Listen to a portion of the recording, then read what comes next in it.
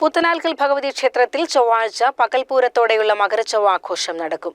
വൈകിട്ട് 3-ന് 3 ആനയും പഞ്ചവാദ്യവുമായി പട്ടണ പ്രദക്ഷിണത്തോടെയാണ് പകൽപൂരം. ക്ഷേത്രത്തിൽ മകരമാസം നടക്കുന്ന രാമായണം തോൽപ്പാവക്കൂത്തിനും ചൊവ്വാഴ്ച കൊടിയേറും. പുലർച്ചെ 5-ന് കൂത്തുപുറപ്പാടിന്റെ ഭാഗമായി കാളവേലപ്പറമ്പിൽ കൂത്തുമുളയിടും. വലിയ പറമ്പിൽ ശിവശങ്കരൻ, ഗോപി അടുക്കത്ത്, വലിയ പറമ്പിൽ ഉണ്ണികൃഷ്ണൻ എന്നിവർ നേതൃത്വം നൽകും. കൊടിയത്തുപറമ്പിൽ ചന്ദ്രനും വേണുഗോപാലനും കൊമ്പുവിളി നയിക്കും. രാവിലെ 8:30-ന് തന്ത്രി അണ്ടലാടിമന ഉണ്ണി നമ്പൂതിരിപ്പാട് കൊടിയേറ്റും. ചെർപ്പുളശ്ശേരി ജയവിജയന്മാർ മേളമൊരുക്കും.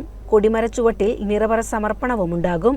9 മണിക്ക് കലാമണ്ഡലം നയനൻ ശീതങ്കൻ തുള്ളൽ അവതരിപ്പിക്കും. 9:30-ന് കളഭാഭിഷേകം, 10:30 മുതൽ ശിങ്കാരിമേളം, 11 മുതൽ പ്രസാദഊട്ട് എന്നിവയുണ്ടാകും.